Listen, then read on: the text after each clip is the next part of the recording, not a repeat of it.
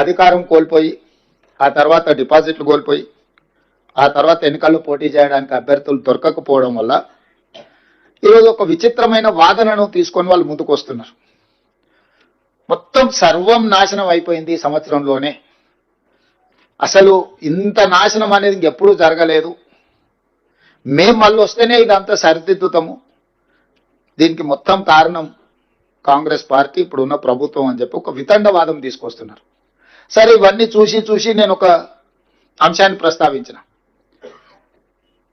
ప్రజలు, ప్రజాస్వామ్యము, భారత రాజ్యాంగం, డాక్టర్ బాబాసాహెబ్ గారు అందించిన చట్టసభలే మనకు దేవాలయాలు. అక్కడే మనం చర్చించుకుందాము, వాస్తవాలను ప్రజలకు వివరిద్దాము.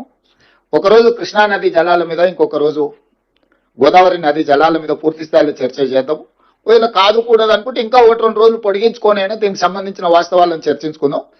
ప్రధాన ప్రతిపక్ష నాయకుడిగా వారిని ఏ తారీఖు వారు వస్తారో, ఏ తారీఖు వారు చర్చిస్తారో ఒక లేఖ రాయమని స్పీకర్ గారికి. తక్షణమే ప్రభుత్వం స్పందించి శాసనసభ సమావేశాలను ఏర్పాటు చేసుకుందామని నేను వారికి సూచన చేయడం జరిగింది. సవాల్ విసరలే, ఎందుకంటే నాకు ఈ చట్టసభల పట్ల, ప్రజాస్వామ్యం పట్ల నమ్మకం, విశ్వాసం ఉన్నది. అందుకే వీధుల్లో కాకుండా, క్లబ్బుల్లో కాకుండా, పబ్బుల్లో కాకుండా, ప్రజల ముందు చులకన కాకుండా చట్టసభలలో మనం చర్చ చేసుకుందాము. రండి, మీ అనుభవంతో మీ చేసిన ప్రయత్నాలన్నీ వివరించండి, భవిష్యత్ ప్రణాళికలను కూడా మనము చర్చించుకుందాము. మీ అనుభవంతో ఏమైనా సూచన చేస్తే మా ప్రభుత్వం తీసుకోవడానికి సిద్ధంగా ఉందని నేను వారికి సూచన చేయడం జరిగింది. ఇక సడన్గా ఆయన బయలుదేరేండు, ఆయన ఏం మాట్లాడుతున్నాడో నేను చెప్పే కంటే మీ అందరు కూడా చూస్తున్నారు.